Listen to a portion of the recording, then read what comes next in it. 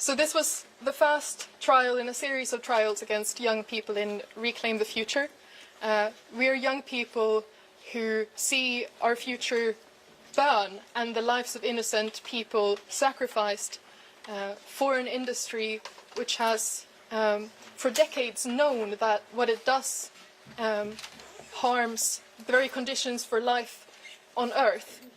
What we have done is to sit in front of the transportation of the very fuels that threaten our lives. And if the court sees that as a crime, then so be it. We have a right to life, and the fossil fuel industry, which we have blocked, stands in the way of that right. And as long as that industry, which threatens our lives, is contributing to the death of people already today, gets to continue, you can expect us to be in the oil ports and exactly where we need to be to defend our lives. I think we could take individual interviews now. I would just like to add something, that while we are here, and of course other environmental and climate and human rights activists all around the world are facing even worse consequences for their actions of protecting life, as we know it, we must remember who the real criminals are, the ones who are committing the real crime. And that will be true even if we have jailed all climate activists in the world, because we have truth on our side and we have morality on our side, and that will not change.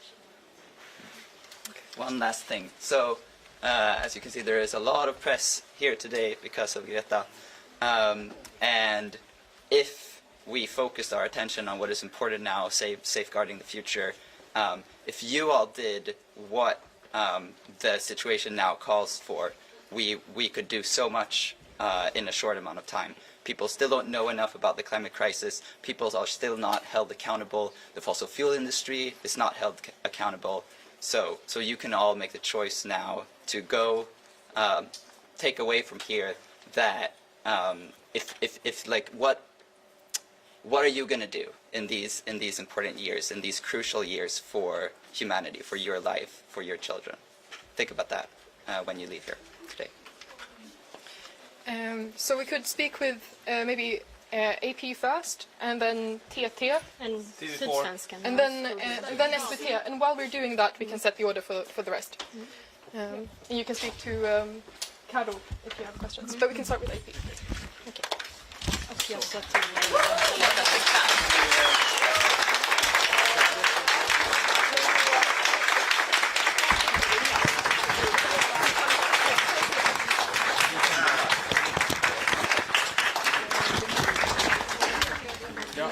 Okay.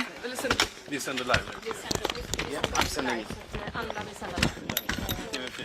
Sorry, excuse me. So should I start? We have line here, sir. And she just said AP first. Yeah. Ja, AP, hon har sagt att hon ska ta AP först.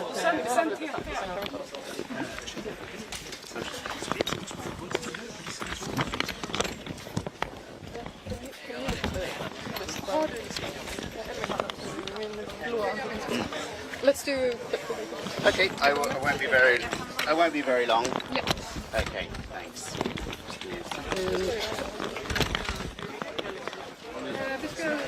Sorry, I'll just. Can I have a little bit of... Sorry. Should we just go take a few steps back, just so that? Okay, here. If there is good, that's fine. Okay, thanks. So. We'll do one after the other if that's okay. Okay.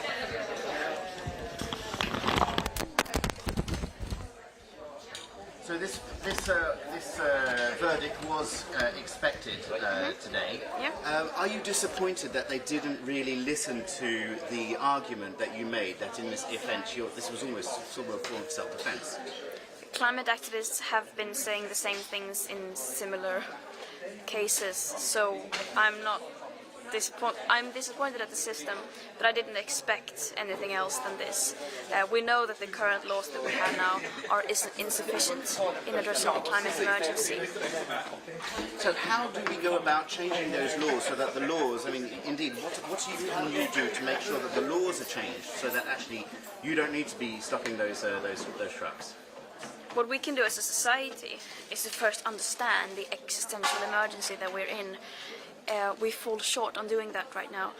We are all, I mean, people are saying that, yeah, we are experiencing climate change, but we completely fail to comprehend that we are facing an existential crisis that is a matter of life and death today for many people all over the world, and what we are doing now fails to address that in ways that we can't even comprehend. This was your first appearance in court today. You've spent the last few years demonstrating with other activists that have been in jail or that are threatened physically today. I mean, how did it feel for you to be in court for the first time today? And do you think this is a new journey for you now that you're no longer doing the school strike, but you're sort of, you know, changing a little bit the way that you're activate your activism? I don't think it's a new path. It was far from the first time I've broken the law. So we are continuing activism. I am continuing activism. We are doing different things. It doesn't mean that we're trying a new path. We are doing everything that we possibly can because we desperately need to do something. And what we are witnessing now is activists all over the world trying to find ways that they can change things. So this is, yeah. I think we can expect more people trying in their own methods to. Final question: are you disappointed by Sweden? This country, the government has changed its labour law. Do you think it's living up to its environmental laws and its environmental commitments? And do you think today is another sign of this? I unfortunately don't think that Sweden differs too much compared to other countries when it comes to this. Sweden is, as other countries, not even trying on this point. Thank you. Thank you Very much.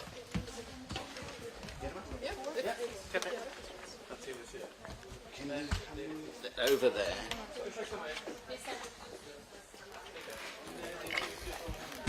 Go.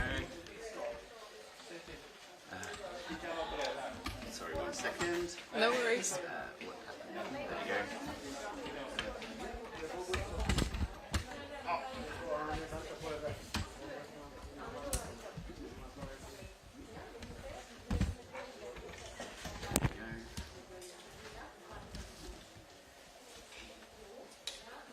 Ja, då såg vi henne Greta Thunberg som precis fått kännedom om att hon döms dagsböter. Now, you guys this action took place a month ago. You've been convicted now. I mean, is this something that is going to limit your actions? Do you think that this is something that, I mean, do you feel intimidated by the actions of the Swedish courts? Or, I mean, what's next for your movement? We don't feel intimidated by the actions of the Swedish court. If the court sees our actions of self-defense as a crime, that's how it is. Rather, it's even more clear than it would have been otherwise that we have to be exactly where the harm is being done, that we have to be out in the oil ports defending our lives. Because apparently, currently, the states and other power actors are not ready to do what's needed. And, I mean, these fines, I mean, obviously this is the first time. I mean, how does it feel to see so much resources deployed by the Swedish government to prosecute 6 youth activists for sitting on the ground, given the challenges that Sweden faces on the security front today? Yeah. Well, clearly, if the courts, if the police and other institutions would put as much resources into actually handling this crisis and actually going against the real crimes that are being done in the fossil fuel industry, so much change could be made if they did that instead of directing it towards us young people defending ourselves.